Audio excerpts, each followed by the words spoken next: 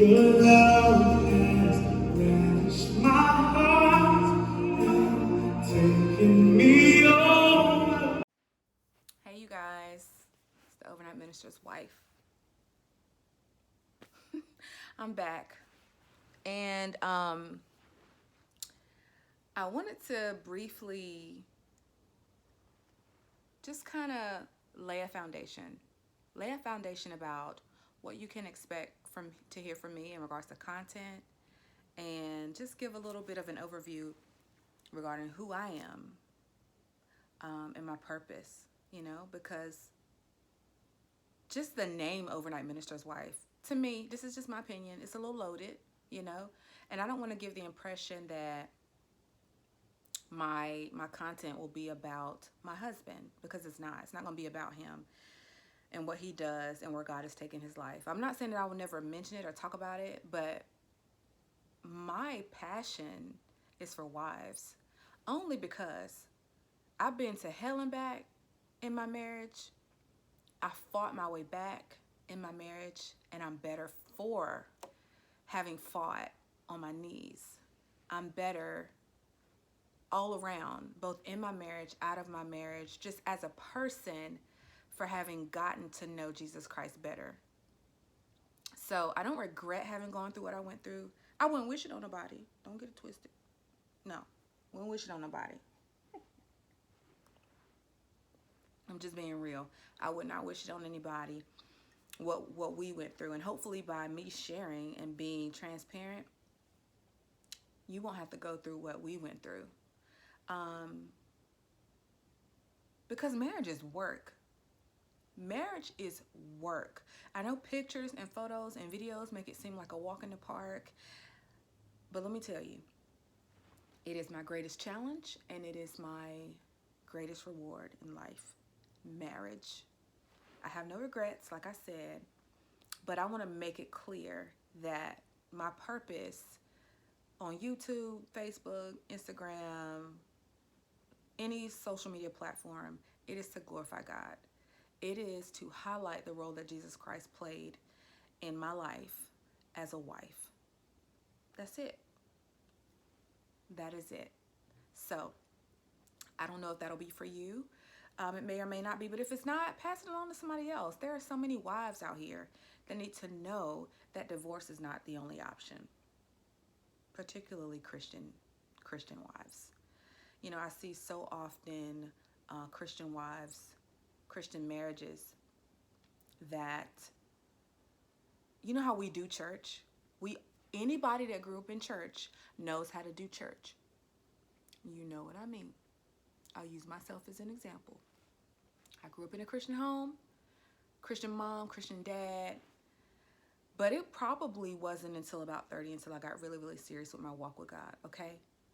So I know how to do church, and what I mean by that is I know church lingo. How are you doing? Good. God bless you. Good to see you. You be blessed. I'm praying for you. Hold on. Hang in there. Yes. Ooh. Yeah. You know what I mean, people, when I say do church. Don't make me imitate it like I just did. But so many married couples are doing church. Here's what I mean. You know that there's an expectation on you because you're married. You know that there's a greater expectation on you because you're Christian and married. Um, so oftentimes, the focus is more so on the appearance of having a successful marriage versus having a thriving and successful marriage the way God intended it. So I want to get away from that, because there are too many of us divorcing in church. There are too many families falling apart in church.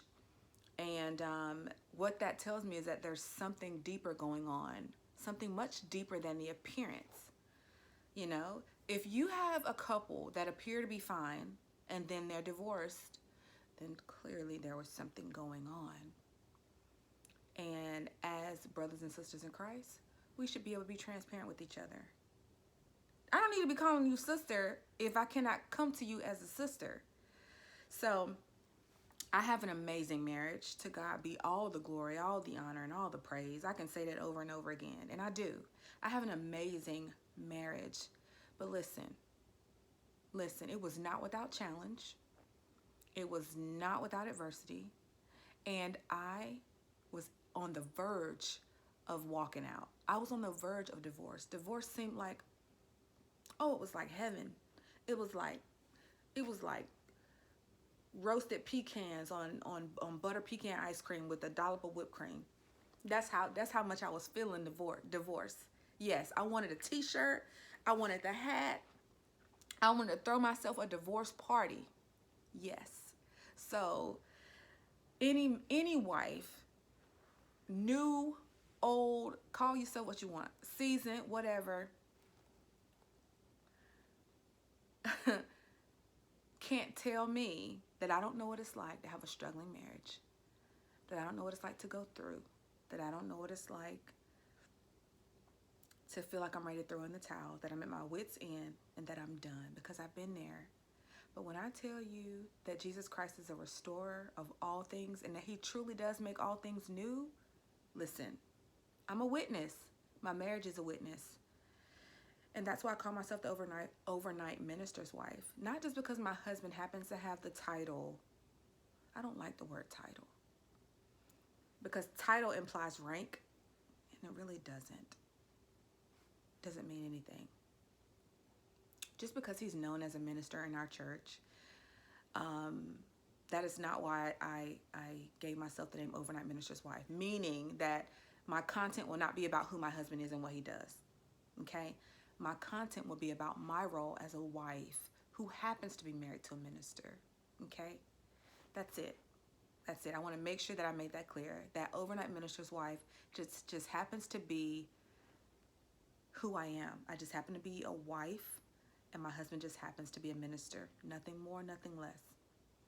My goal is to highlight the role that Jesus Christ has played in my marriage, and that is it. That's all. So I'm going to end because I don't want to ramble, but I just want to give some sort of background, some sort of foundation. Call it what you want. But before I end, I want to say this. Marriage comes to challenge us. If you think you're just going to skip down the yellow brick road in your marriage with no challenge, with no adversity, and then at the very end say, I have something that was worth fighting for, you're wrong. You're absolutely wrong.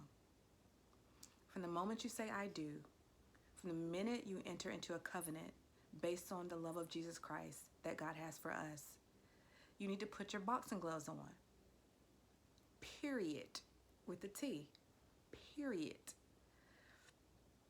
Don't give up on marriage. Don't give up on your family. God has a plan for your marriage. God has a plan for us as wives. We are on the front lines for our marriage, and we are on the front line for our families. Don't take that role lightly. Mount up. Get your armor on. I'd like to assist you in that. I had some great women that came alongside of me and encouraged me at my lowest points in life, that made sure that I didn't feel crazy for wanting to leave, but also didn't co-sign on me leaving, that pointed out the positive things in myself and in my husband, and highlighted the fact that we will be a force together and that we're more together than we'd ever be apart from each other. So if you're in a place today where you are maybe in a marriage that you would consider to be unhappy, or you came from an unhappy marriage and you have absolutely no desire to get married simply because of what you've endured in the past, if you're a wife with a broken heart